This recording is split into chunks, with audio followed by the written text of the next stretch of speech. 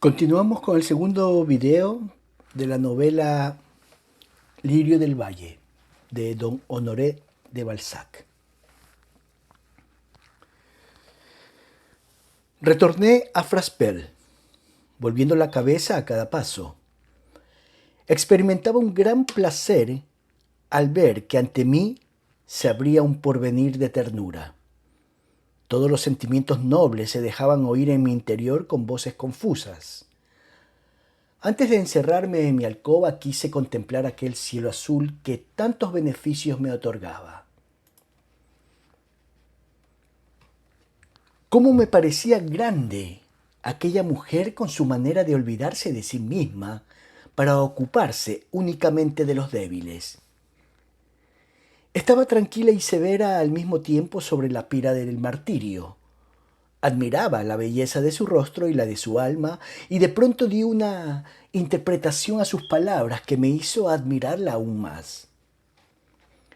¿Desearía tal vez encontrar en mí lo que su familia había encontrado en ella?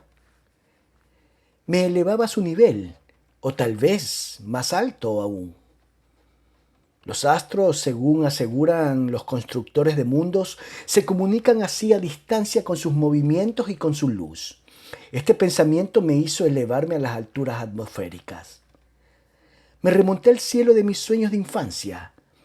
Genios turbados, corazones desconocidos, hijos abandonados y proscritos inocentes.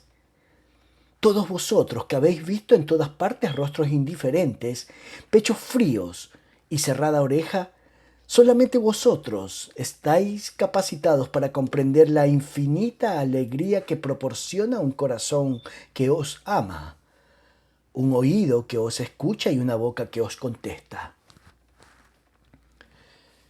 Un día de felicidad basta para compensar todas las desgracias. El dolor es un lazo que une el alma con la otra alma confidente. La mujer que recoge nuestros suspiros nos recompensa pródigamente de todos los pesares. Solo vosotros podéis, por tanto, comprender lo que la señora de Morcerf representaba para mí. Durante los 5 días que yo no fui por allí, sucedieron acontecimientos en Clochegourde. El conde recibió en ellos la Cruz de San Luis, el oficio que le acreditaba como mariscal de campo y una pensión anual de 4.000 francos.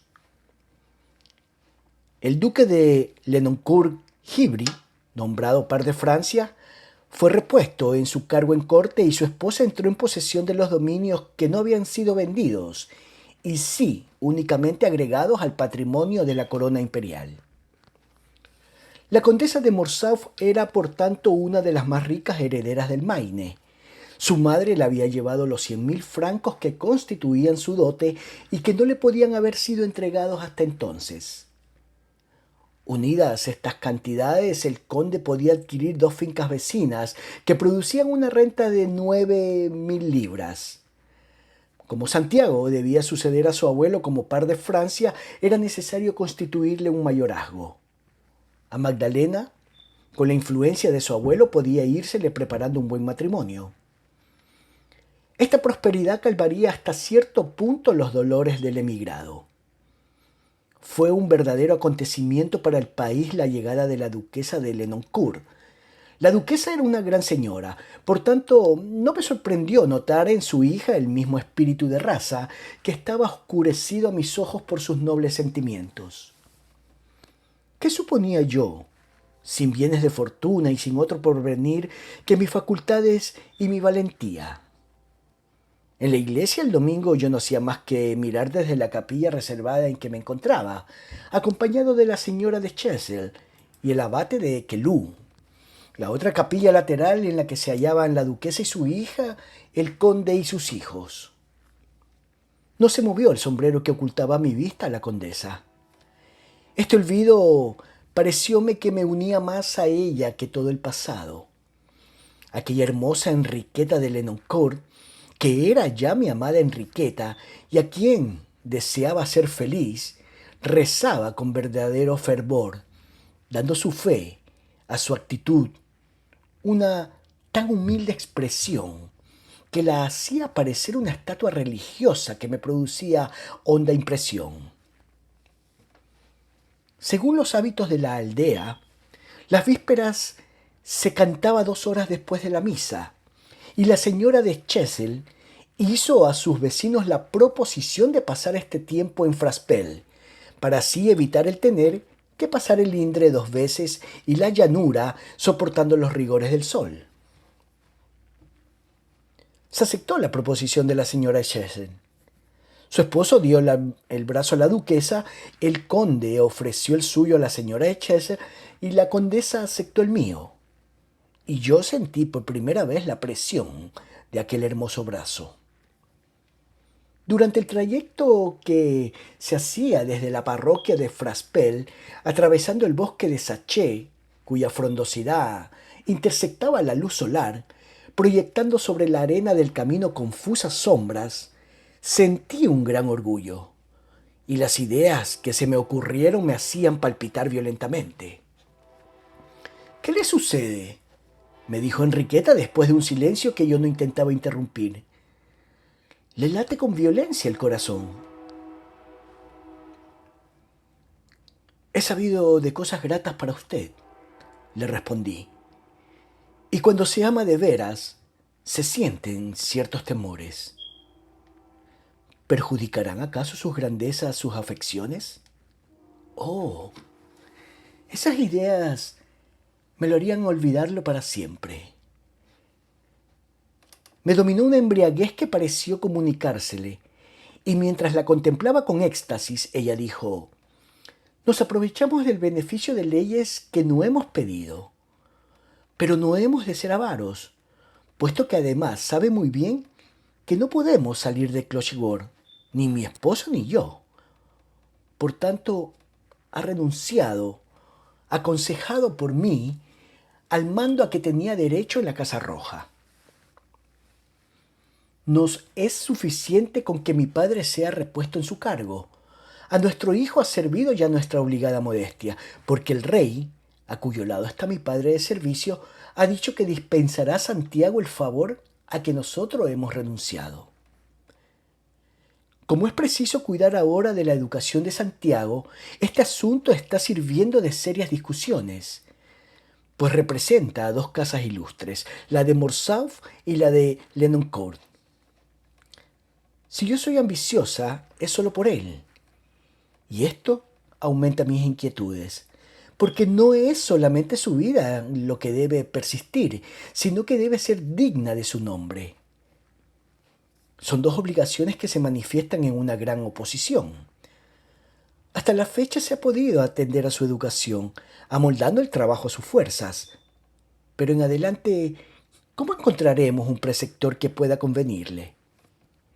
Y después, ¿qué amigo podrá cuidar de él en ese terrible París donde se tejen tantos lazos para el alma y existen para el cuerpo tantos peligros?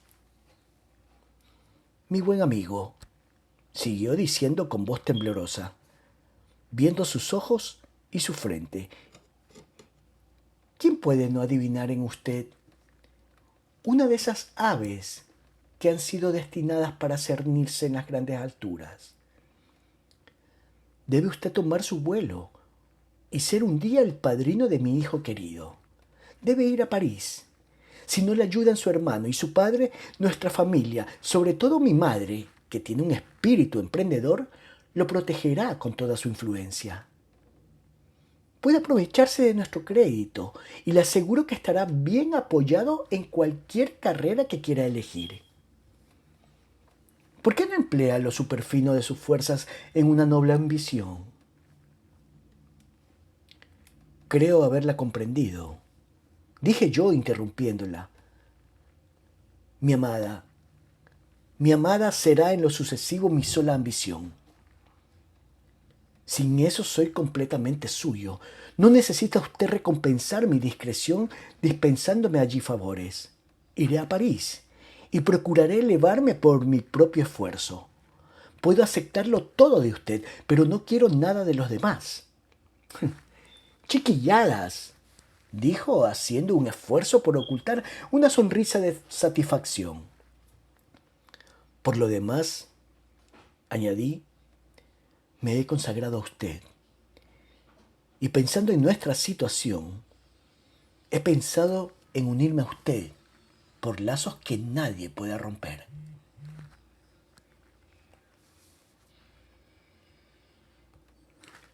Un ligero estremecimiento la sobrecogió. Luego me miró fijamente y dijo, dejando que se adelantaran las dos parejas que nos precedían y procurando retener a sus hijos a su lado. ¿Qué es lo que quiere decir?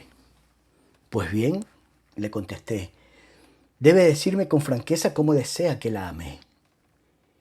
Quiero que me ame como me quería mi tía, cuyos derechos le he concedido, dándole autorización para que pueda llamarme del mismo modo que ella me llamaba. Pues entonces he de amarla sin esperanza ninguna con desinteresada abnegación. Y debo hacer por usted todo lo que una persona puede hacer por Dios. ¿No es eso lo que de mí desea? Puede entrar en un seminario, ser sacerdote y educar a Santiago. Su hijo será como otro yo.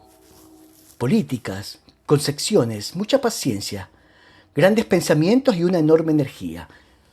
Todo eso le daré si es preciso.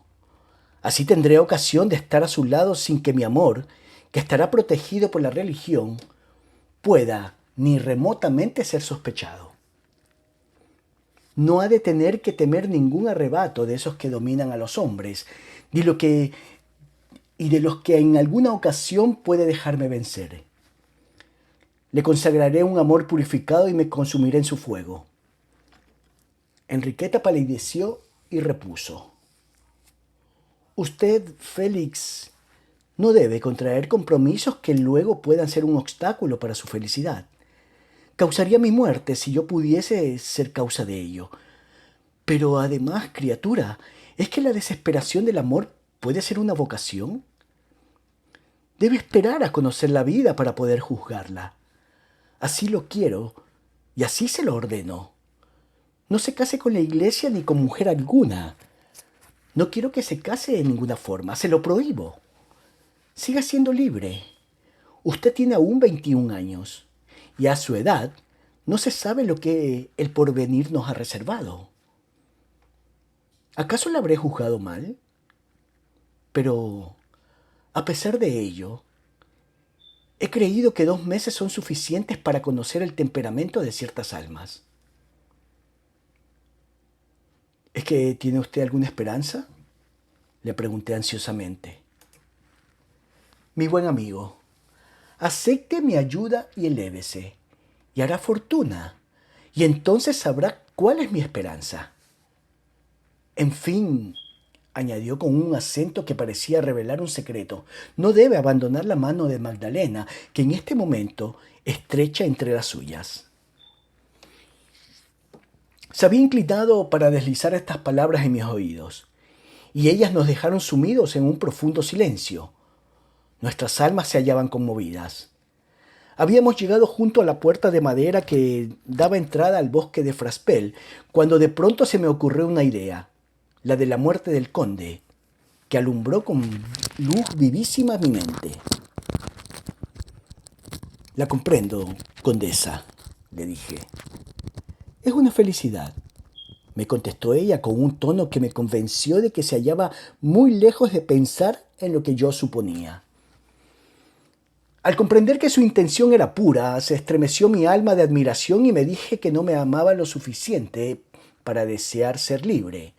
Cuando el amor no llega hasta el crimen es porque todavía tiene límites, y el amor no debe tenerlos, porque ha de ser infinito. El corazón se me oprimió dolorosamente al pensar que no me amaba. Besó a Magdalena en los cabellos. Temo a su madre, dije a la condesa.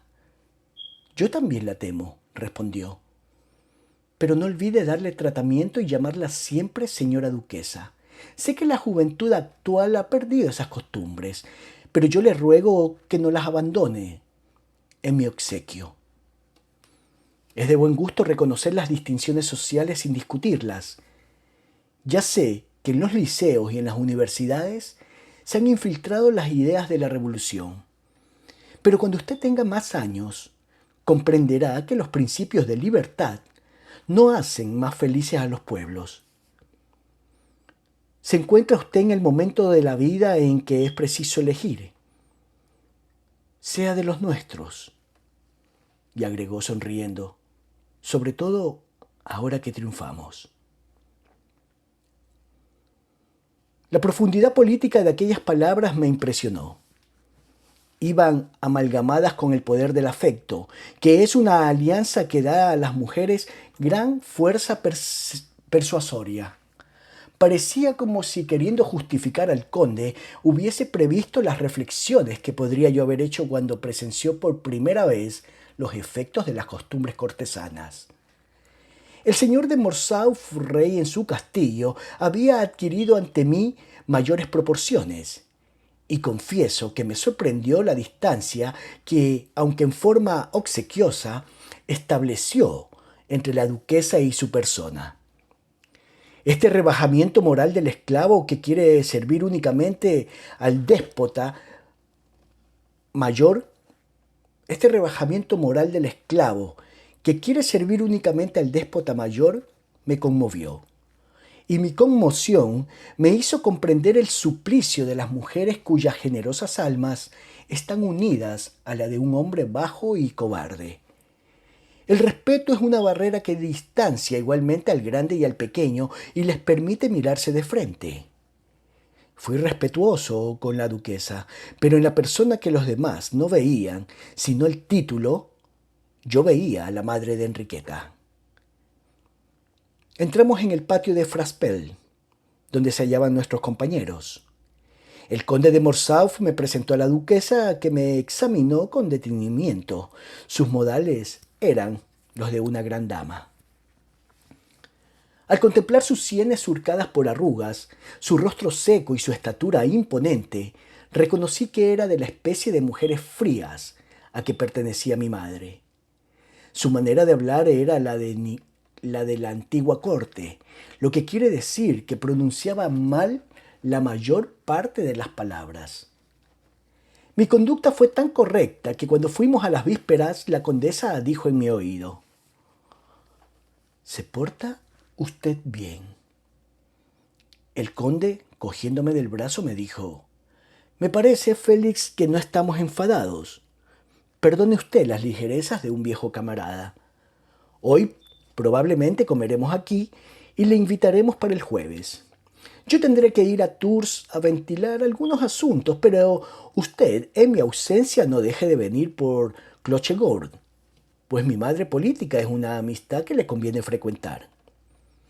Conoce las tradiciones de la antigua corte y sabe los blasones de toda la nobleza europea». El conde se mostró sencillo y la duquesa no hizo ostentación de protectora.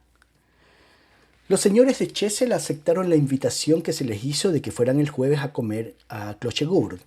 Cuando regresábamos de las vísperas, la duquesa me preguntó si era pariente del vandenese empleado en la diplomacia. Le respondí que era mi hermano. Ella se mostró más amable y me hizo saber que mi tía, la marquesa de Listemere, era de la familia de los Grandlieu. Me dio muchas particularidades de mi familia, que a mí me eran totalmente desconocidas, y me dijo que un tío segundo mío, al cual no conocía yo ni de referencia, formaba parte del consejo privado, que a mi hermano le habían ascendido en su carrera y que mi padre, en virtud de uno de los artículos de la carta, volvía a ser marqués de Vandenesse. «Yo no quiero ser más que siervo de Clochegourde», le dije a la condesa en voz baja. La restauración se hacía con una prisa que no dejaba de sorprender a la juventud educada durante el régimen imperial. Pero para mí, aquella restauración no significaba nada. Lo único a que concedía importancia era a las miradas y a las frases de Enriqueta. Aquel día se reunieron en la mesa de Fraspel 30 personas. Para mí fue una satisfacción poder comprobar que la mujer que yo amaba era la más bella y la más admirada de todas. El conde se mostró feliz y casi joven, Yo bromeaba con Magdalena, que me hacía reír con sorprendentes observaciones. Su carácter era burlón, pero no tenía malicia. Yo estaba contento, y viéndome tan alegre, también Enriqueta se mostraba regocijada.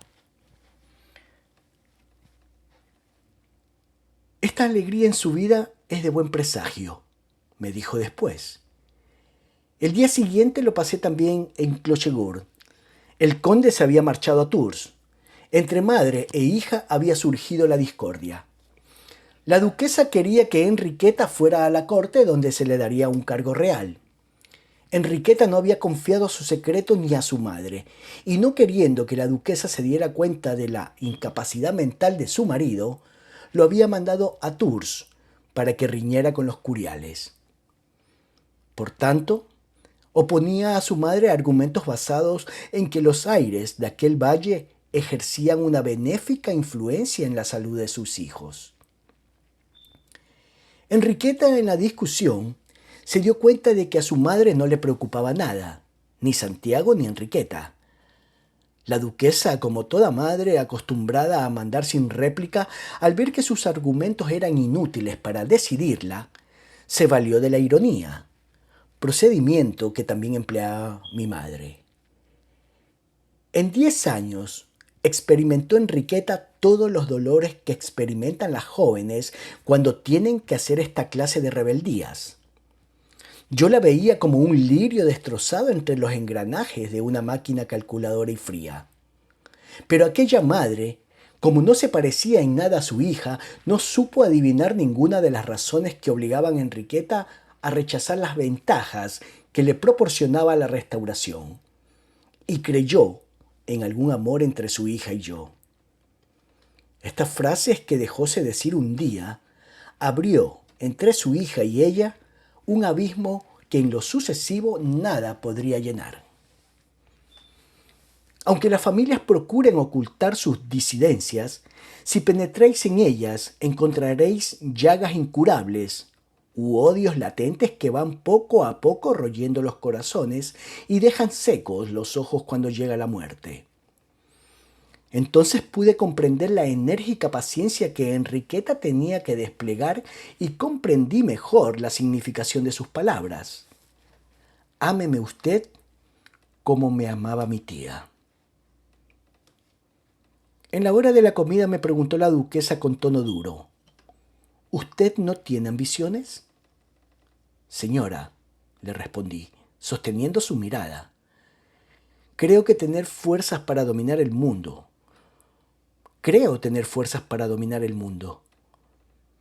Pero acabo de cumplir los 21 años y me encuentro solo. La duquesa dirigió a su hija una mirada de asombro, porque suponía que por retenerme a su lado mataba en mí toda ambición. La permanencia de la señora de Lenoncourt en Clochegourde fue para nosotros un misterio. La condesa me recomendó que no pronunciara ninguna palabra con dulzura y me vi obligado a disimular.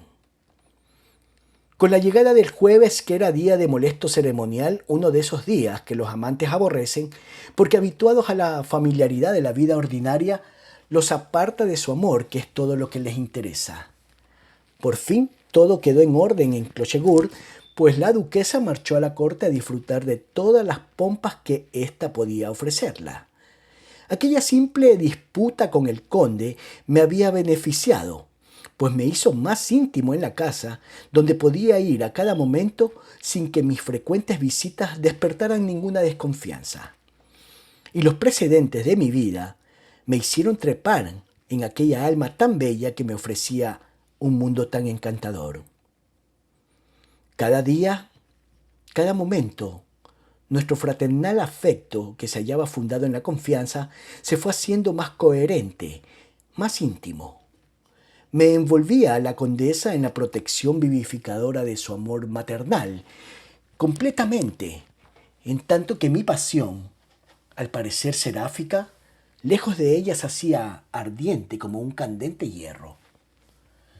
Confesaré que no era todavía bastante hombre para atormentar a aquella mujer, y que por ser tan joven estaba lleno de fogosos deseos y me mantenía en las creencias del amor platónico y que ella, siempre temiendo que la muerte le arrebatara a sus hijos, esperaba una tempestuosa variación en el carácter de su esposo que le atormentaba sin cesar. Pasaba las horas sentada a la cabecera de la cama de Santiago, que la tenía afligida con su enfermedad, o al lado de la de Magdalena, todo el tiempo que el conde se lo permitía. Cualquier deseo la ofendía, y una palabra demasiado viva llegaba a atormentarla. Tenía necesidad de un amor velado, una especie de ternura que era lo que ella sentía por los demás. Como te amo tanto, te puedo confesar que esta situación tenía momentos de encantadoras languideces, instantes de divina suavidad y algunas satisfacciones seguidas de tácitos sacrificios. Era contagiosa su conciencia y su abnegación sin recompensa humana, y asombraba por la persistencia, obrando en su alrededor como un incienso espiritual aquella viva y secreta piedad unida al resto de sus virtudes. Por otra parte, yo era demasiado joven para que llegara a satisfacerme el beso que en muy pocas ocasiones me permitió depositar en el dorso de su mano, pues nunca me presentó la palma.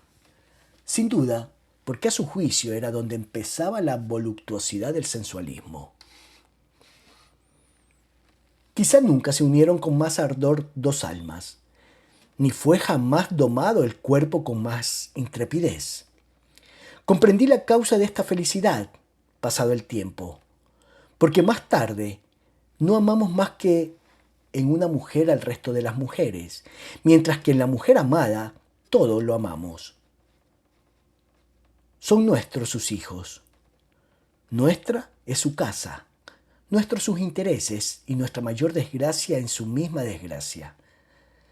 Sus vestidos y sus muebles los amamos y llegamos a sentir sus pérdidas más que nuestra propia ruina, llegando a molestarnos hasta las visitas que desadornan los adornos de su chimenea. Este amor santo nos hace vivir a uno en el otro, en tanto que después atraemos a nosotros una vida, suplicando a la mujer que enriquezca nuestras facultades empobrecidas con la frescura de sus sentimientos. Pronto llegué a ser considerado como un miembro más de la familia, llegando a experimentar por vez primera en mi vida una infinita dulzura que para mi alma fue como un baño para el cuerpo fatigado. Hasta sus más profundos repliegues se sintió mi alma refrescada. Como eres mujer, tú no puedes comprender esto. Es una felicidad que llegáis a proporcionar sin que por ello recibáis ninguna recompensa. Nadie más que un hombre conoce el placer infinitamente dulce de ser preferido en un hogar extraño y el secreto centro de sus afecciones. No le ladran los perros, y los criados, lo mismo que los perros, reconocen las ocultas insignias que lleva, y los niños, para quienes su parte no disminuye en nada y todo sigue igual, que conocen su benevolencia y tienen su espíritu de adoración. Le adoran, haciéndole objeto de las dulces tiranías que guardan para los seres adorados, haciendo gala de discreciones plenas de gracia.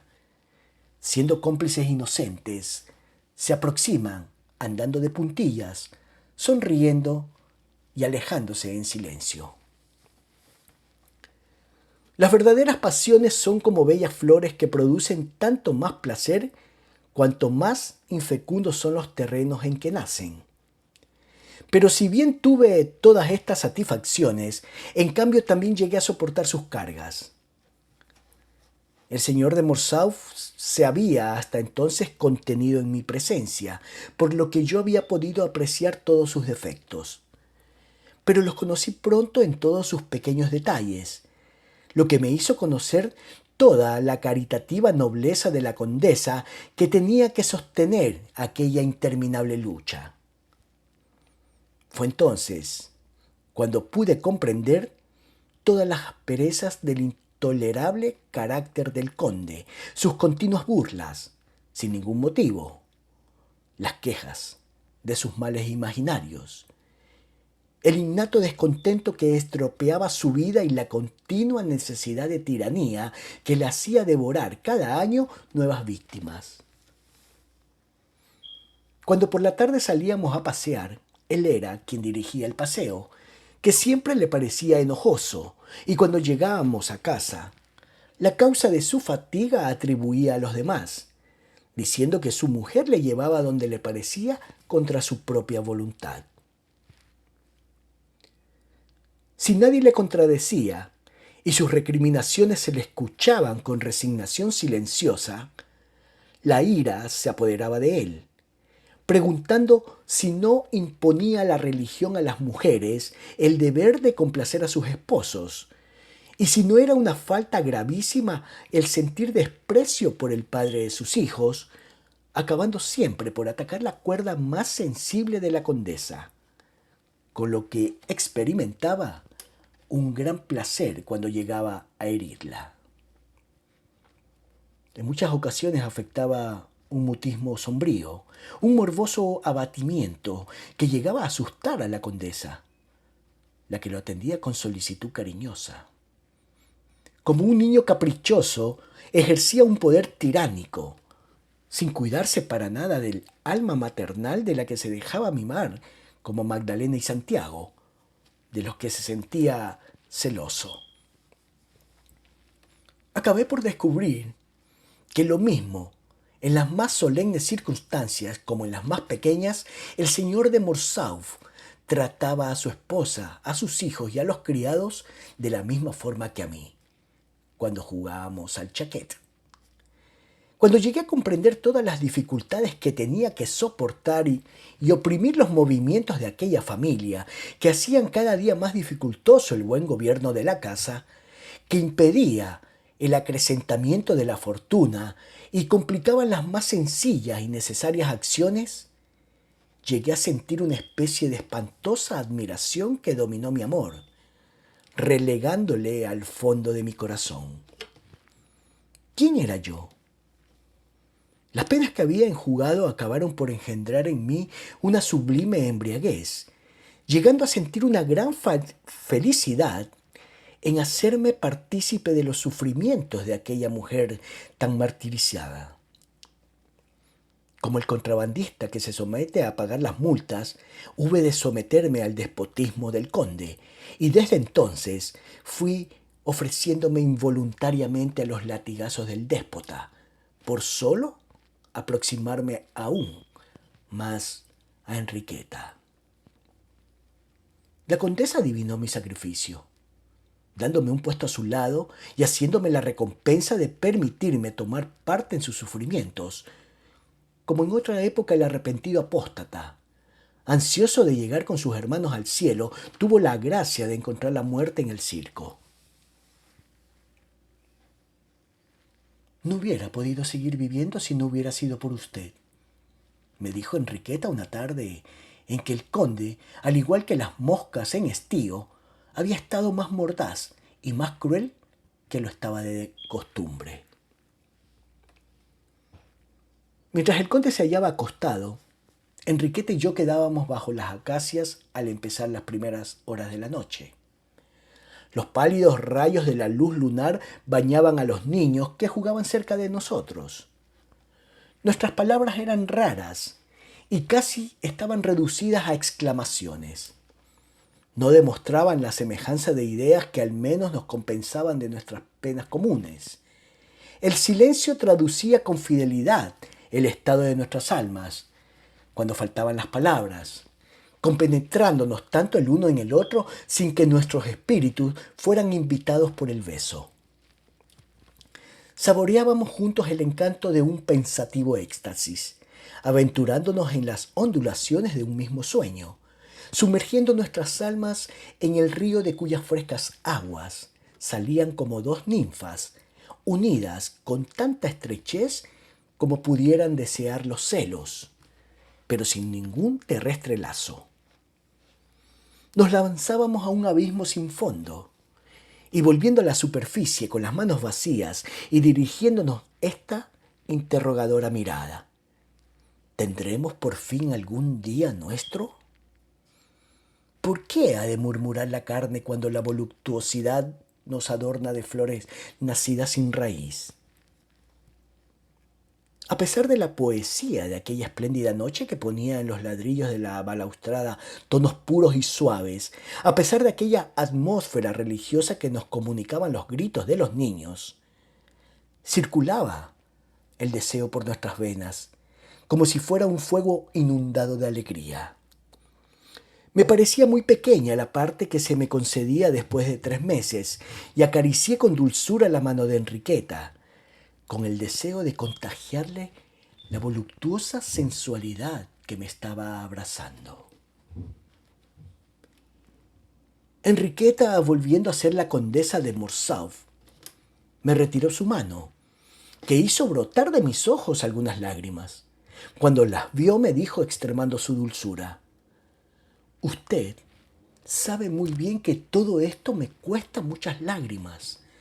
Es muy peligrosa la amistad que puede solicitar favores tan grandes». Sin poderme contener le dirigí reproches, haciendo notar mis sufrimientos y la insignificante prueba que suplicaba para poder soportarlos.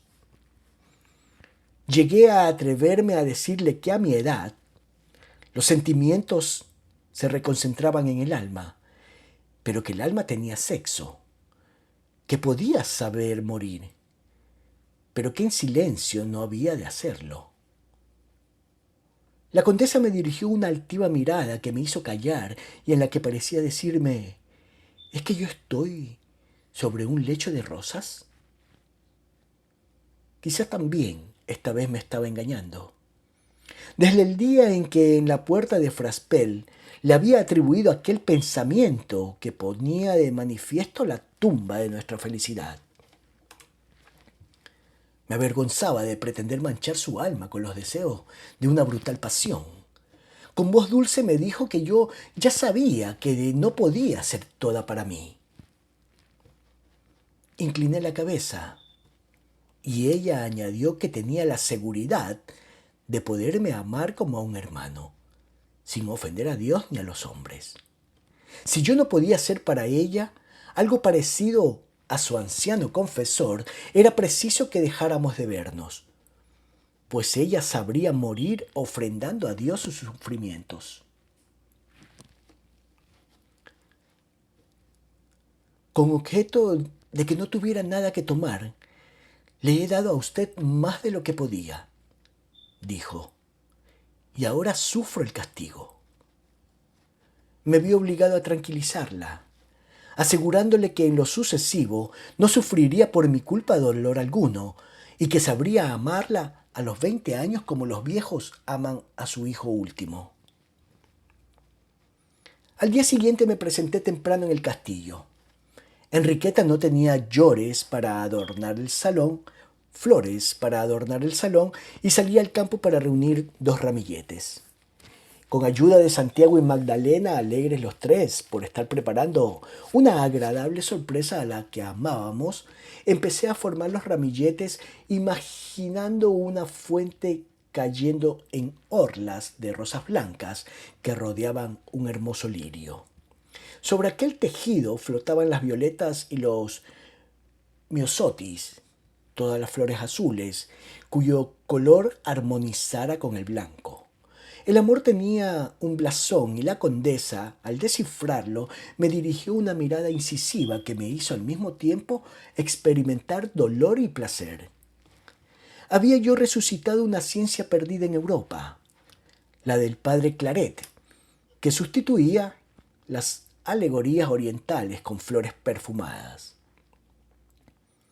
Durante mi permanencia en Fraspel estudié las gramíneas con un objetivo que tenía más de poeta que de botánico. Para encontrar una flor tenía que ir frecuentemente muy lejos, a orillas de los arroyos o a los bordes del valle.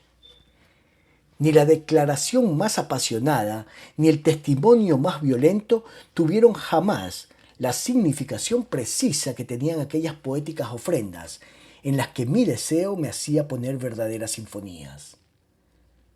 La condesa ante las flores no era más que Enriqueta. Comprendía todos los pensamientos que yo quería representar con ellas y me daba por suficientemente recompensado cuando alzando la cabeza le oía decir: «¡Qué hermoso es!». Se comprende esta correspondencia mediante un ramo de flores como se comprende al poeta árabe Saadi por el fragmento de una de sus poesías. ¿Has percibido durante la primavera en el campo el perfume que a todos los seres comunica la embriaguez de la fecundación?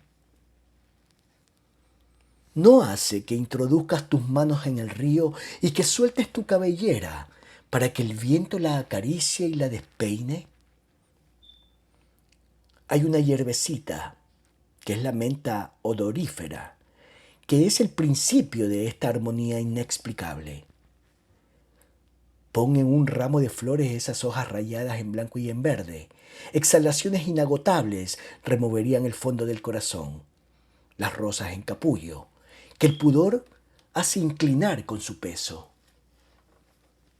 ¿Qué mujer embriagada por el aroma afrodisíaco que contiene la menta no se dará cuenta de las ideas sumisas, de la ternura que turba los movimientos, que no se pueden refrenar, del ardiente deseo de felicidad que apareja el amor a pesar de las luchas continuas que provoca? Colocad uno de esos ramos a plena luz para que la que consideráis vuestra reina vea una flor de la que cae una lágrima, y estará tan próxima a ceder que será preciso la voz de sus hijos para que se contenga al borde del abismo. ¿No son aromas, luz y cánticos los que ofrendamos a Dios como la expresión más pura de nuestras almas? ¿No le ofrecemos también el amor en el poema de las flores que en las iglesias se le consagran y en las que encerramos ilusiones no confesadas que aparecen y se extinguen como estrellas en los cielos de las noches tranquilas? Muchas veces he visto a Enriqueta ante uno de aquellos ramos, con los brazos caídos, abismada en tempestuosos ensueños, durante lo que el deseo hinchaba su pecho, y estrellándose llenos de espuma en su alma, le dejaban en una laxitud dulce. Cuando inventé aquel lenguaje, aquella manera de entendernos para nuestro uso, experimenté la misma alegría del esclavo que burla la vigilancia de su señor. Algunos días desde el jardín veía su rostro pegado a los cristales, pero cuando me presentaba en la sala, la hallaba ya bordando. Si no me presentaba a la hora que tenía por costumbre, la encontraba en la terraza y al verse sorprendida me decía: «He llegado antes que usted. Hay que tener un poco de coquetería con el último hijo». El conde y yo habíamos interrumpido nuestras partidas de chaquet. Las adquisiciones que últimamente le habían otorgado le tenían muy ocupado. Su esposa y yo íbamos muchas veces a buscarle a sus nuevas posesiones acompañados por los niños. Estos durante el paseo solían adelantarse para coger flores o cazar mariposas. Para mí, aquellos paseos en los que tenía oportunidad de dar el brazo a la mujer amada constituían una gran felicidad. Al regreso volvíamos con el general, que era como llamábamos al conde en los momentos en que éste se encontraba de buen humor. Durante el retorno nos bastaba una mirada o un apretón de manos para considerarnos felices. Las palabras entonces tenían significaciones misteriosas porque las palabras son libros de la idea y las mujeres son maestras en el arte del disimulo del lenguaje. ¿Quién no habrá experimentado el placer de entenderse de esta manera, como en una esfera para los otros desconocida y en la que las almas se salen del lenguaje corriente? En una ocasión concebí locas esperanzas, que no tardaron en convertirse en humo, cuando, contestando a una pregunta del conde que deseaba saber de qué estábamos hablando, respondió Enriqueta con una frase: que podía tener doble sentido, que a su esposo dejó satisfecho. Pero esta broma hizo reír a Magdalena y su madre, al oírla reírse, se ruborizó y con una mirada llena de severidad me dio a entender que como estaba decidida a ser una buena esposa, podía retirarme su afecto de la misma manera que me había retirado su mano. De esta manera llegamos a la época de la vendimia, que es la de verdaderas fiestas en Turena. A fines de septiembre, como el sol es menos ardoroso que durante la siega, se puede permanecer en el campo y además es mucho más sencillo cortar los racimos que las espigas de trigo. Terminada la recolección y la uva madura, el pan está barato y la abundancia provoca siempre el júbilo. La vendimia es como el postre de la recolección. En la Turena hospitalaria los vendimiadores comen y duermen en la misma casa y reciben el trato de importancia que las familias patriarcales otorgan a los niños en las fiestas. Clochegourde estaba lleno de gente y de provisiones. La despensa constantemente abierta.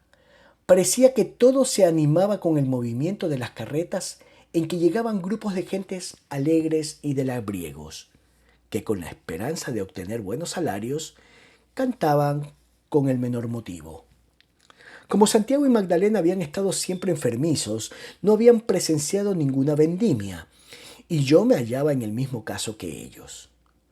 Los niños y yo habíamos decidido ir a verla y su madre nos ofreció acompañarnos. En Villainos era donde entonces se fabricaban las cestas y habíamos ido allí a encargarlas porque nos proponíamos vendimiar algunas cepas. Aquellos niños que ordinariamente se mostraban pálidos y enfermizos estuvieron aquella mañana más sonrosados que lo habían estado nunca. Gritaban llenando a sus padres de alegría, pues nunca los habían visto manifestarse de aquella forma y yo fui tan niño como ellos. Cuando nos encaminamos hacia las viñas, el tiempo era hermoso. Disputábamos acerca de quién encontraría los más gruesos racimos y sobre quién había de llenar primero su cesta. Enriqueta no pudo menos de reírse, cuando, imitando a Magdalena, me puse tras ella y le dije: ¿Y los niños, mamá? Ella me contestó sonriendo: no te sofoques. Después, pasándome la mano por los cabellos y dándome una palmadita en el carrillo, agregó: ¿cómo sudas? Fue la única vez que me trató de tú. Los setos estaban cubiertos de grana. Contemplé a los niños y me fijé en cómo los vendimiadores iban llenando de uvas las carretas. Aquella imagen quedó grabada en mi memoria, incluso el tierno almendro en que se hallaba Enriqueta recostada. Después empecé a cortar racimos, llenaba mi cesta y la vaciaba en la carreta. Experimentaba el placer que proporciona un trabajo corporal. Sin aquel movimiento mecánico mis pensamientos hubieran sido distintos. Fue entonces cuando me di cuenta de la sabiduría que encierra la uniformidad de una labor y admiré las órdenes monásticas. El conde aquella tarde no se mostró extravagante ni cruel. La cara de su hijo parecía llenarle de alborozo. Como aquel era el último día de vendimia, el señor de Morsauf prometió que aquella noche se bailaría en el castillo. Quería, dijo, festejar el retorno de los Borbones. Al regreso, la condesa se apoyó en mi brazo de tal forma que yo sentía latir nuestros corazones al unísono, y me dijo: con usted vino la felicidad. Aquellas palabras me produjeron un gran placer. Agregó ella: la uniformidad de mis días se ha roto. No se traicione usted nunca en sus ingenuas supersticiones. En este relato, Natalia, nada hay que no sea real. Para conocer los infinitos sufrimientos, hace falta haber naufragado desde niño en el lago de la tristeza. No fue esta la única fiesta que se celebró en Clochegourde. La condesa, para acostumbrar a sus hijos en los vaivenes de la vida, les había constituido rentas. A Santiago le había adjudicado el producto de los nogales y a Magdalena el de los castaños. Para Magdalena el sacudir sus árboles, ver formarse los montones de castaña y calcular lo que en dinero suponían aquellos frutos era un placer envidiable. Magdalena tenía un granero particular, donde me enseñó su riqueza amontonada y me hizo a la vez participar de su júbilo. Los jornaleros de Clochegord buscaban compradores para la niña. Santiago, en la cosecha de sus nueces, fue menos afortunado que su hermana. Yo le aconsejé que esperara a vender su cosecha a que el fruto escaseara. El niño deseaba comprar un equipo para montar a caballo. Este deseo fue origen de una discusión en la que el conde dijo que era necesario reservar algunos frutos de la cosecha para tener reservas los años de producción escasa. Allí veía yo surgir al espíritu de Enriqueta dictando a su mando aquellas palabras para que reconquistara el respeto que le pudieran haber perdido. Los intereses de los niños preocupaban a la condesa casi tanto como su escasa salud.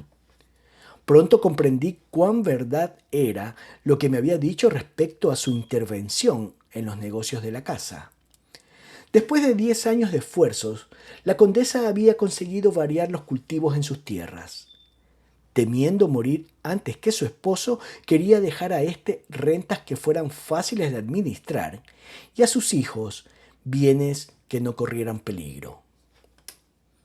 Los árboles que había mandado plantar hacía 2 años empezaban a producir.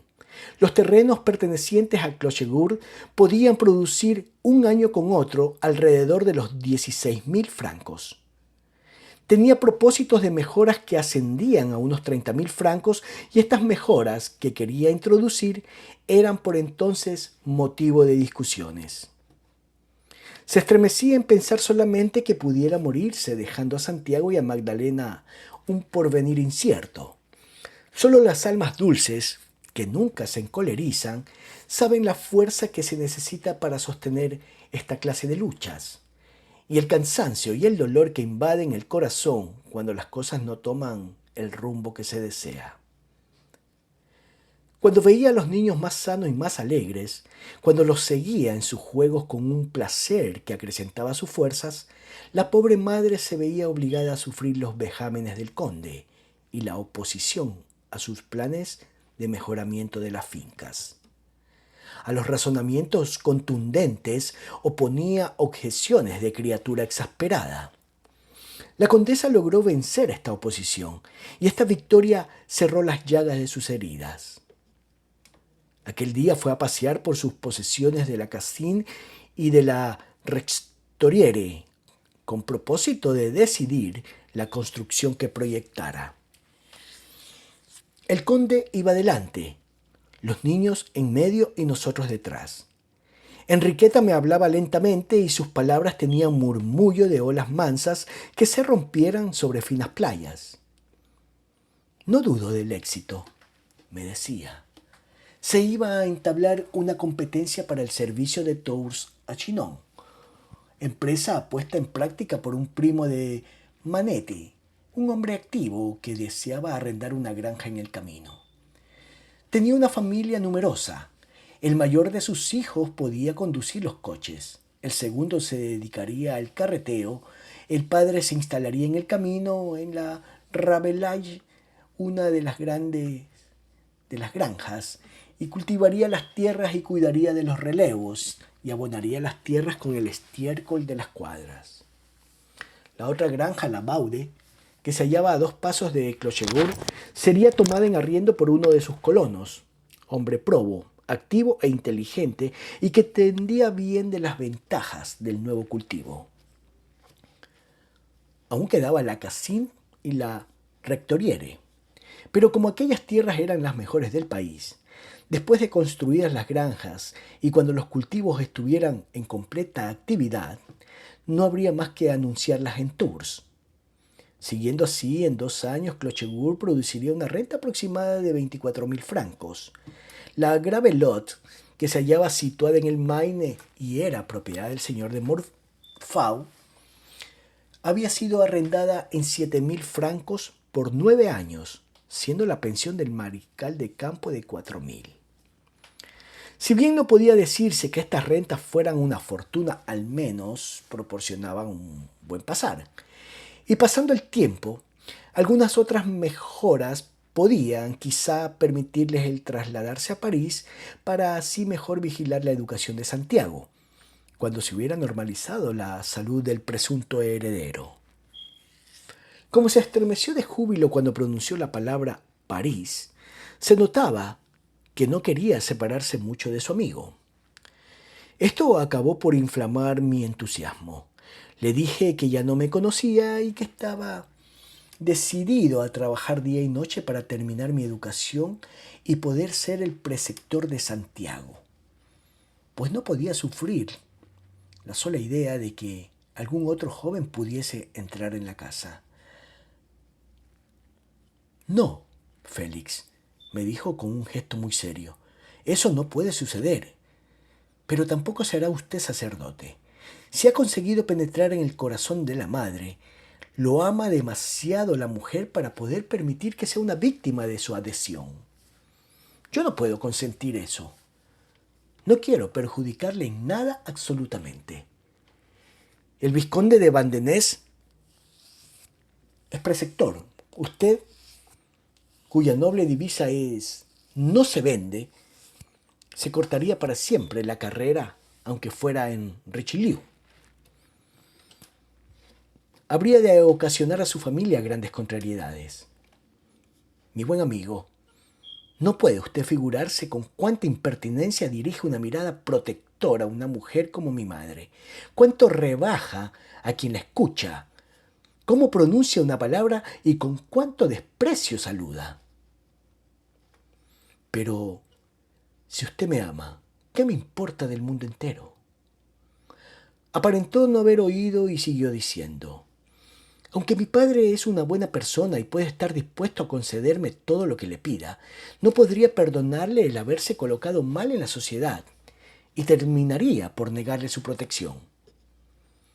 Ni aun el delfín quiere que usted sea preceptor. No debe cometer torpezas, sino aceptar tal como es la sociedad. Amigo mío, esa insensata proposición de amor, dije en voz queda. No, más bien de caridad, respondió conteniendo las lágrimas que pugnaban por dejar escapar sus ojos. Ese pensamiento tan insensato me hace conocer bien su carácter. Su buen corazón le perjudicará. Desde este momento reclamo el derecho de señalarle algunas cosas. Deje alguna vez a mi cuidado el ver alguna vez por usted. Quiero, desde Clochegourde, presenciar, extasiada y muda, sus triunfos. En cuanto al asunto del preceptor, puede usted estar tranquilo. Ya hemos de encontrar algún anciano abate, un sabio jesuita, y yo sé que mi padre sacrificará muy a gusto alguna cantidad en beneficio de la educación del niño que ha de llevar su nombre. Mi orgullo es Santiago. Tiene ya 11 años. Pero le sucede lo mismo que a usted, pues la primera vez que le vi, me pareció que no podía usted contar más que 13. Así habíamos llegado ya a Cassines. Dejé un instante a Enriqueta para dirigirme al lugar en que el guarda Martineau examinaba acompañado de su hermano los árboles destinados al derribo. Se hallaban discutiendo este asunto como si de cosa propia se tratara, y entonces pude darme cuenta del cariño que tenían a la condesa. Se lo dije así a un pobre jornalero, que con el pie puesto en el hierro del hacha y el dedo en el mango, había quedado escuchando a los dos doctores en pomología. «Oh, ya lo creo, señor», me contestó. «Es una señora muy buena, que no tiene ningún orgullo, como esos bribones de Assaí, que nos habían de ver reventar como perros y no nos adelantarían ni un solo sueldo para poder labrar una toesa». La Virgen Santa llorará cuando la señora haya abandonado el país y también nosotros tendremos que llorar mucho. Ella sabe defender sus intereses, pero no por eso deja de comprender nuestros sufrimientos y sabe tenerlos en cuenta. Qué placer hubiera supuesto para mí el dar a aquel pobre todo el dinero que llevaba encima. Pasado algunos días, se recibió el caballito que había sido comprado para Santiago y a quien su padre, que era excelente jinete, quería ir acostumbrando poco a poco a las fatigas de la equitación. Se le hizo al niño un precioso traje de montar que fue costeado con el producto de las nueces. La mañana que recibió su primera lección, acompañado de su padre y en medio de los gritos de alegría de Magdalena, que se hallaba saltando sobre el fresco césped, en medio del círculo que su hermano estaba recorriendo, aquel día fue para la condesa uno de verdadera fiesta. Se adornaba Santiago con un cuellecito que su madre le había bordado, un abriguito de paño celeste que ceñía un cinturón de charol, un pantaloncito blanco y una gorra escocesa que dejaba escapar, hechos gruesos rizos, sus dorados cabellos. El niño estaba hermosísimo. Todas las gentes de la casa se acercaron para contemplarle y participar de aquel placer doméstico. El niño se mantenía con cierta valentía y sonriendo al pasar. Era aquel primer acto de hombre de un niño que había estado muchas veces al borde de la tumba. La esperanza de un risueño porvenir que aquel paseo garantizaba, mostrándole tan bello una deliciosa recompensa para su madre. Su padre se hallaba alegre y remozado y sonreía por primera vez desde hacía mucho tiempo los rostros de las personas de la casa que revelaban felicidad. El viejo picador de Lenoncourt que volvía de Tours, viendo la gallardía del noble jinete, exclamó: «¡Bravo, señor vizconde!». Todo aquello era demasiado para la condesa, que derramaba abundantes lágrimas. Ella, que se encontraba tan resignada ante el dolor, sentía debilidad al soportar la alegría de admirar a su hijo que cabalgaba en el mismo sitio que lo paseaba al sol, llorándole por muerto. Entonces se apoyó en mi brazo con entera confianza y me dijo: «Hoy no me abandone, pues me parece que no he sufrido nunca». Cuando la lección hubo terminado, el niño se arrojó en los brazos de la condesa, que le estrechó con la fuerza que comunica el excesivo cariño, y lo besó con esa ternura con que suelen besar las madres. Yo acompañé a Magdalena a formar 2 ramilletes de flores para adornar la mesa en honor al caballero infantil, y al volver al salón la condesa me dijo: «El 15 de octubre lo recordaremos siempre con alegría. Este día Santiago ha recibido su primera lección de equitación y yo he dado la última puntada a mi trabajo». «Me parece muy bien, Blanca», dijo sonriendo el conde. «Te lo voy a pagar». Y presentando el brazo a la condesa, la condujo al primer patio, donde se encontraba la carretela que le regalaba su padre y para la que el conde había comprado 2 caballos.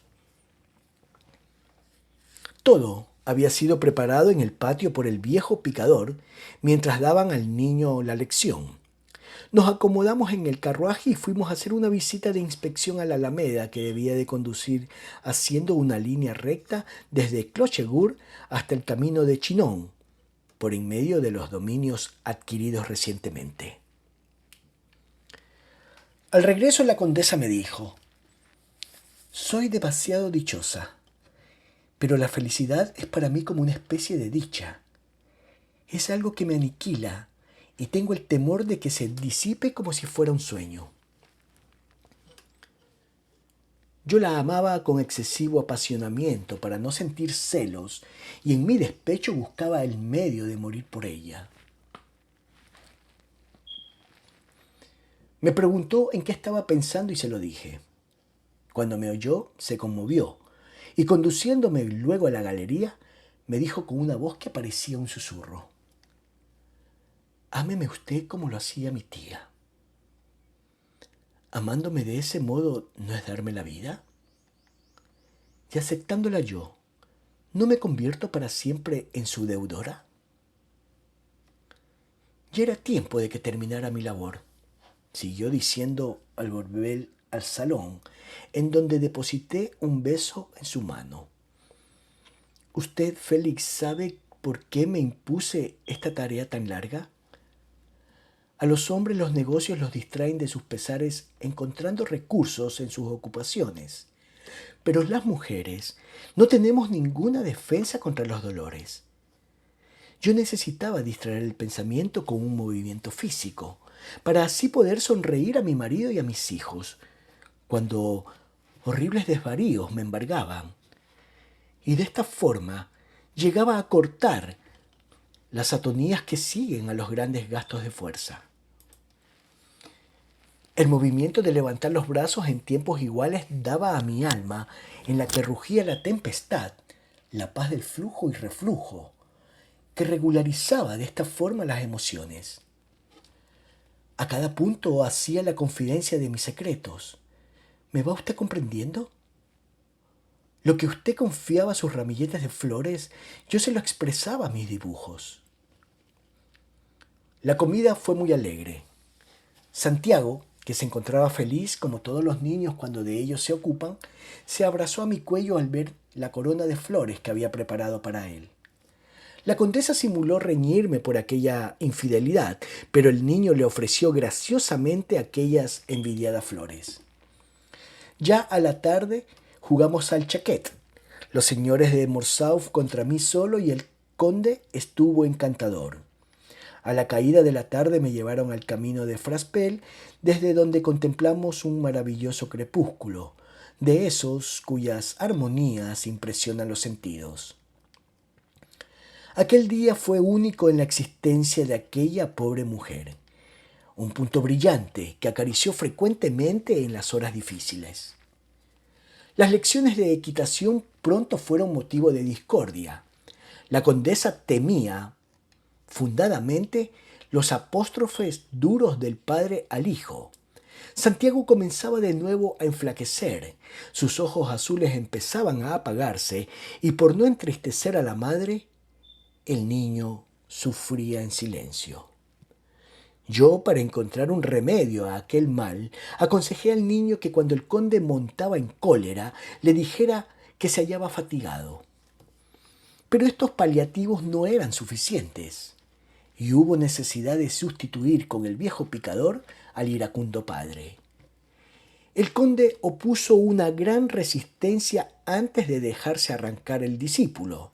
Volvieron a reanudarse las riñas y disputas y el conde encontró pretextos para quejarse de lo poco agradecidas que eran las mujeres, echando en cara a su esposa, lo menos 20 veces al día, la carretela, las libreas y los caballos que le habían regalado, hasta que sucedió uno de esos hechos a los que se agarraran con tanto gusto los caracteres de esa especie.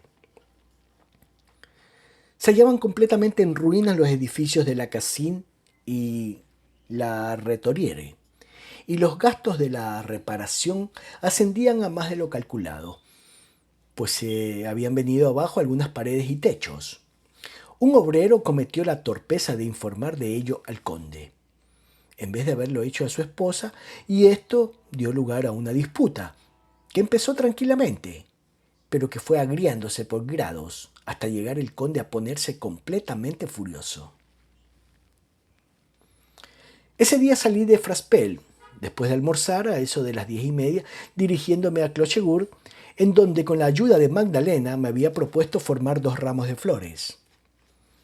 2 búcaros habían sido colocados por la niña sobre la balaustrada de la terraza, mientras yo recorría los campos y los jardines en busca de flores, que eran escasas en el otoño.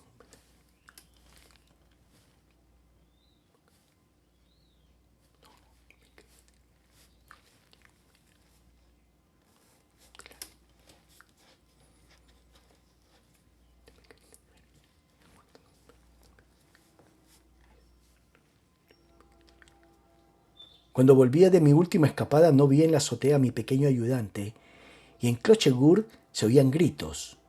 Enseguida se presentó Magdalena. «El general», decía entre sollozos, «está riñendo a nuestra madre. Vaya usted a defenderla». En un vuelo subí las escaleras y llegué al salón sin que me vieran entrar ni el conde ni Enriqueta. Cerré las puertas al oír los gritos de aquel loco, y cuando volví me di cuenta de que la condesa tenía una palidez de cadáver. «Félix, no se case usted nunca», me dijo el conde. «Las mujeres tienen por consejero al demonio, y la mejor de ellas inventaríale si éste no existiera. Son unos espantosos animales». Entonces escuché razonamientos completamente disparatados. El conde repetía todas las majaderías que había oído a los labriegos, que se mostraban reacios al nuevo método de cultivo, y se apoyaba en sus anteriores negativas y asegurando que si él hubiera dirigido la explotación de Clochegourde, se hubiera enriquecido doble de lo que ya se hallaba. El conde blasfemaba y juraba como un energúmeno, golpeando los muebles sin poder estar quieto. En medio de una frase se interrumpía de pronto para lamentarse de que su cabeza estaba ardiendo y se le escapaba el cerebro a oleadas, al mismo tiempo que su dinero. Decía que la condesa lo estaba arruinando, olvidando el desgraciado que de las 30.000 libras de renta que poseía, había aportado al matrimonio más de 20.000 la condesa, y que los bienes de Lenoncourt que se reservaban a Santiago producían al año más de 50.000 francos. La condesa, oyendo tales injurias, miraba al cielo y sonreía soberbiamente. «Sí», decía el conde, «Blanca, sí, tú eres mi verdugo, me estás asesinando. Para ti no soy más que una carga y deseas desembarazarte de mí. Eres un monstruo de maldad y de hipocresía». Aún se está riendo. ¿Y sabe usted, Félix, por qué se ríe? Yo, con la cabeza baja, no hacía más que guardar silencio. «Esta mujer», se decía a sí mismo el conde, «no cesa de turbar mis alegrías. Es tan mía como puede hacerlo de usted, y aún pretende ser mi esposa. No cumple ninguno de los deberes que las leyes humanas y divinas le imponen al llevar mi nombre, y de esta forma engaña a Dios y a los hombres. Procura hacerme andar de una a otra parte para que el cansancio y la fatiga se apoderen de mí y así quedarse sola. Me aborrece, me odia y trata con verdadero empeño de permanecer como si fuera soltera. Me tiene loco con las privaciones a que me tiene sometido, porque sabe que todo va a parar a mi pobre cabeza. Me está matando a fuego lento, lo cual no le impide comulgar todos los meses y creer que es una santa». La condesa, que se encontraba humillada por el rebajamiento de su marido, lloraba con desconsuelo, sin añadir otras palabras que las de «Señor, señor». Las groserías del conde me tenían avergonzado, tanto por él como por la pobre Enriqueta, y agitaron con violencia mi corazón. «A mi costa es pura», siguió diciendo el conde. «Pero, señor», se oyó gemir a la condesa. «¿Pero qué es eso? ¿Qué es ese acento tan imperioso? ¿Es que no soy yo el amo? ¿Es que quieres que te lo haga recordar?». Y avanzando algunos pasos, mostraba su cabeza de lobo blanco, que en aquel instante se hallaba espantosa, pues sus ojos habían tornado la expresión de una hambrienta fiera que saliese de una selva. Enriqueta se dejó resbalar del sillón al suelo para recibir el golpe, que no fue dado, pero quedó inmóvil y perdido el conocimiento. Él quedó con el atontamiento del asesino a quien ha asaltado la sangre de la víctima. Yo cogí en mis brazos a la infeliz mujer sin que el conde hiciera intención de ayudarme. como si le pareciera a ello indigno de tocarla. Corrió solamente a abrir la puerta de la habitación contigua al salón y que para mí era sagrada, pues nunca había estado en ella. Coloqué en pie a la condesa y mientras la sostenía con un brazo, con el otro la rodeaba el talle, en tanto que el conde quitaba la colcha y el almohadón de la cama. Después la colocamos en ella, vestida. Cuando hubo recobrado el conocimiento, Enriqueta nos hizo seña de que le soltáramos el cinturón. El conde fue a buscar unas tijeras y lo cortó. Yo hice que aspirara un hirasco de sales, y cuando abrió los ojos, el conde salió de allí con más vergüenza que pesar. Transcurrieron 2 horas en silencio. Enriqueta tenía su mano en la mía y la estrechaba. De vez en cuando levantaba los ojos como para rogarme que no hablara. Después se incorporó un poco y me dijo al oído: «El desgraciado, si usted supiera». Reclinó de nuevo la cabeza en la almohada. El recuerdo de sus penas le produjo una convulsión nerviosa. La sostuve al mismo tiempo con ternura y con fuerza, y durante aquella crisis me dirigió miradas que me hicieron acudir las lágrimas a mis ojos. Cuando cesaron las convulsiones, le arreglé los cabellos, tocándoselos por primera y última vez en mi vida. Luego quedé contemplando la estancia.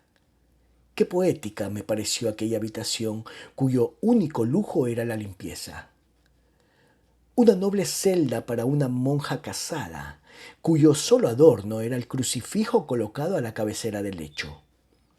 Un retiro para una mujer cuya presentación en el gran mundo había hecho palidecer a las más bellas. Cuando entraron los niños y la doncella, salí de la habitación. El conde me esperaba. Me consideraba como una especie de intermediario entre la condesa y él. Me estrechó la mano y me dijo: «No se vaya usted, Félix». «Después de comer volveré», dije. Por desgracia, el señor de Chessel tiene invitados y no sería diplomático que conocieran los motivos de mi ausencia. Me acompañó hasta Fraspel. Parecía que no se daba cuenta de que me acompañaba. Al llegar allí le dije: «Señor conde, déjela que dirija la casa, no la atormente». Me contestó con aire sombrío: «Moriré pronto, y no será mucho lo que conmigo tenga que sufrir. Me estalla la cabeza». Se separó de mí. Terminada la comida, regresé a Clochegourde para adquirir nuevas de la condesa, a la que encontré mejor. Durante aquella noche comprendí cómo el señor Morcerf iba aniquilando a su esposa. ¿En qué tribunal se podría reclamar justicia contra aquello? Como no había tenido oportunidad de decir nada a Enriqueta, me pasé la noche escribiendo. Lee esta carta que conservo y comprenderás el estado de ánimo en que entonces me hallaba. A la señora de Morcerf. Ayer tenía infinitas cosas que comunicarle. Las iba pensando durante el camino. Al verla, se borraron todas ellas de mi memoria y no dije nada. Es, amada Enriqueta, que al verla no encuentro palabras que estén en armonía con la grandeza de su alma, cuyos reflejos aumentan su hermosura. Además, a su lado, el sentimiento de felicidad que me inunda anega todos los otros. Cada vez que la veo me parece que nazco a una nueva vida, algo así como el viajero que al elevarse sobre cada roca descubriera un nuevo horizonte. En mi opinión, aquí radica el secreto de las amistades eternas. No puedo hablar de usted misma más que cuando la distancia nos separa. En su presencia, la fascinación que de mí se apodera me hace demasiado feliz para permitirme interrogar a quien la felicidad me proporciona. Usted colma mi alma y estoy tan lleno de usted que no puedo ser mío. Quiero todas las fuerzas para aprovechar el presente y esto me impide hablarla del pasado. Es preciso que usted conozca este estado de ánimo mío para que perdone mis errores. Sin embargo, tengo que decirle que de las infinitas dichas como su presencia me ha proporcionado, ninguna ha alcanzado la magnitud de la de ayer, cuando después de la tormenta contra la que usted supo luchar con valor sobrehumano, se quedó en mi compañía en la penumbra de la estancia. Solo yo sé con qué magníficos resplandores brilla el alma de una mujer cuando vuelve de las puertas de la muerte a las puertas de la vida. Su voz, condesa, estaba llena de armonía. Ayer descubrí una nueva Enriqueta, que sería mía si Dios lo quisiera. La vislumbré libre de las trabas que impiden que seamos el uno del otro.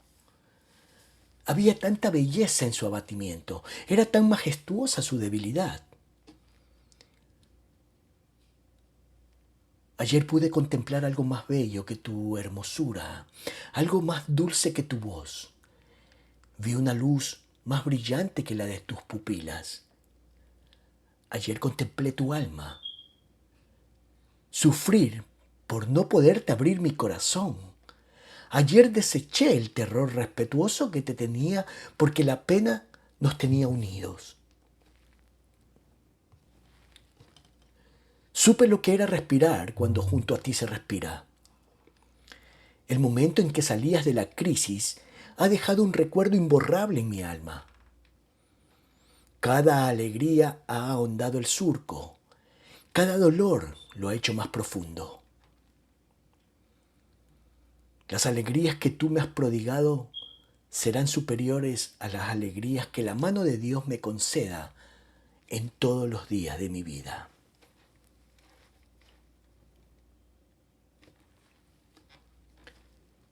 Una melancolía profunda roía mi alma.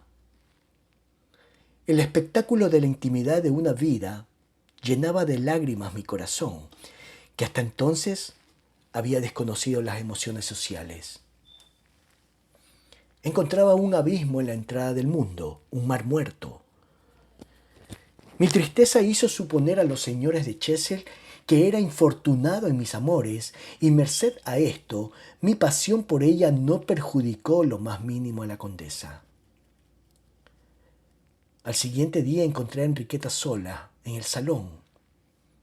Me tendió la mano preguntándome, ¿será usted siempre un amigo cariñoso? Como se llenaran de lágrimas mis ojos, se levantó y me dijo con acento suplicante, no vuelva usted a escribirme cosas semejantes. El señor de Morcerf se mostró muy obsequioso. Aunque la condesa apareciese tranquila, la palidez de su rostro demostraba que si había logrado calmar sus sufrimientos no había podido extinguirlos. A la tarde, cuando paseábamos sobre la hojarasca seca que el viento de otoño había desprendido de los árboles, me dijo, la tristeza es infinita y la alegría limitada. Aquellas palabras revelaban su vida. No maldiga usted la vida, le arguí.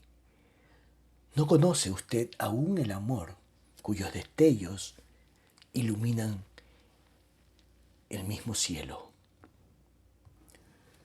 No deseo conocerlo, repuso. Sé que el esquimal moriría bajo el cielo de Italia. Si a un lado soy feliz, pudiéndole confiar mis pensamientos, no me haga que desconfíe de su amistad. Debe usted aunar el encanto del hombre libre y la virtud sacerdotal. Le cogí la mano y la puse sobre mi corazón, que latía violentamente, y le dije, me haría usted beber la cicuta si se lo propusiera. Ella retiró su mano como si hubiese experimentado un dolor vivo y me replicó, ¿aún desea usted quitarme el placer de que una mano amiga restañe mis heridas?